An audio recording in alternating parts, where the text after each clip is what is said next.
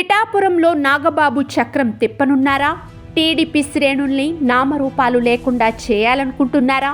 భవిష్యత్తులో తానే పోటీ చేసే విధంగా పక్కా ప్లాన్ సిద్ధం చేసుకుంటున్నారా?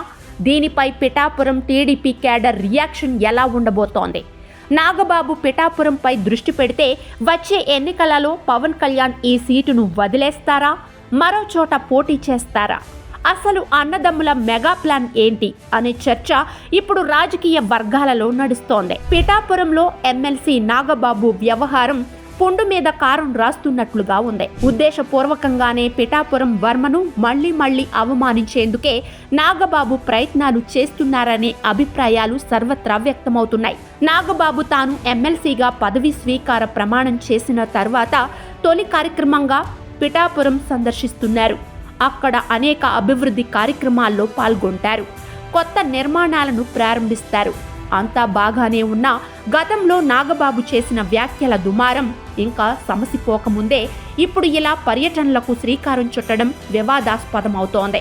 పార్టీ ఆవిర్భావ దినోత్సవం నాడు నాగబాబు చేసిన వ్యాఖ్యలు పిఠాపురం వర్మను అవమానించినట్టుగా తయారైన నేపథ్యంలో ఇప్పుడు నాగబాబు ప్లాన్ చేసిన పిఠాపురం పర్యటన పుండు మీద కారం రాస్తున్న తరహాలో సాగబోతున్నదని తెలుస్తోంది. పిఠాపురం వర్మను పూర్తిగా పక్కన పెట్టి అంతా తానే అయి నాగబాబు అధికారిక కార్యక్రమాలు నిర్వహించబోతున్నట్టుగా సమాచారం. పిఠాపురంలో పవన్ కళ్యాణ్ తమ వల్లే గెలిచాడని ఎవరైనా అనుకుంటూ ఉంటే గనక అది వారి కర్మ అని వ్యాఖ్యానించడం ద్వారా నాగబాబు పిఠాపురం వర్మను ఉద్దేశించి ఎద్దేవా చేశారు. పేరు చెప్పకపోయినప్పటికీ ఆ మాటలు విన్న ప్రతి ఒక్కరికి అర్థమైన సంగతి. ఇప్పుడు వర్మ పరిస్థితి అగమ్య గోచరంగా తయారైంది. ఎమ్మెల్సీ పదవి ఇవ్వకుండా ఒకవైపు చంద్రబాబు నాయుడు పట్టించుకోకపోగా ఏం చేయాలో తోచని పరిస్థితిలో వర్మ ఉన్నారు. తన అనుచరులంతా వైసీపీలోకి వెళ్లాలని ఒత్తిడి తెస్తుండగా దానికి ఇంకా టైం ఉందని చెబుతున్నారట. ఈలోగా తన ఉనికి చాటుకోవాలంటే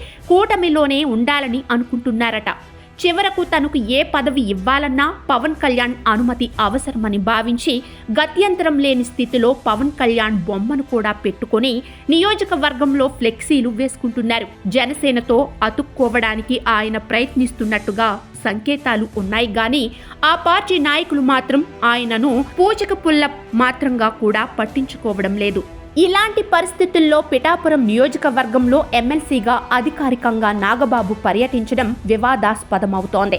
ఆ నియోజకవర్గంలో అభివృద్ధి కార్యక్రమాల్లో నాగబాబు అధికారికంగానే పాల్గొంటున్నారు గాని వర్మకు కనీసం ఆహ్వానం కూడా లేదని తెలిసిందే. ఇదే కార్యక్రమంలో జనసేన మరో ఎమ్మెల్సీ హరిప్రసాద్, పార్టీ నాయకులు వేములపాటి అజయ్ కుమార్, మర్రెడ్డి శ్రీనివాస్ అందరూ పాల్గొంటున్నారు.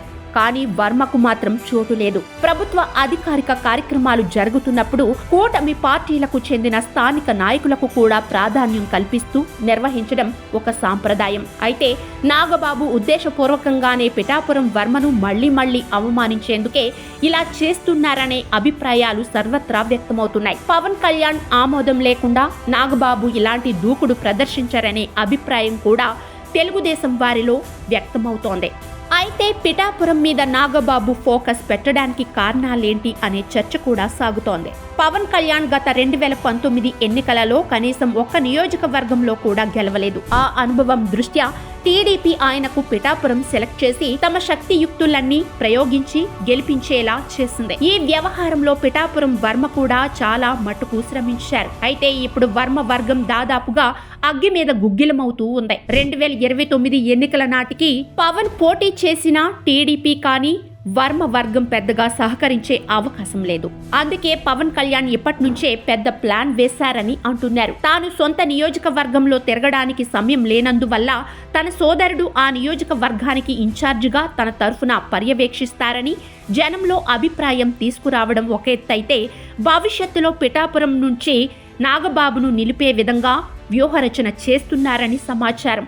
నియోజకవర్గంలో ఇప్పటి నుంచే నాగబాబును ఇన్ఛార్జిగా పెట్టేస్తే ఎలాగూ టీడీపీ వర్గం పలచబడిపోతోంది. అంతేకాదు వీలైతే నాగబాబు ఆ క్యాడర్ను తన వైపునకు తిప్పుకొని నామరూపాలు లేకుండా చేసే ఆలోచన ఉందట. పులివెందుల అంటే జగన్కు, కుప్పం అంటే చంద్రబాబుకు, మంగళగిరి అంటే లోకేష్కు స్థావరాలుగా మారినట్లే పిఠాపురం అంటే జనసేనకు స్థావరంగా చేయాలని అనుకుంటున్నారట.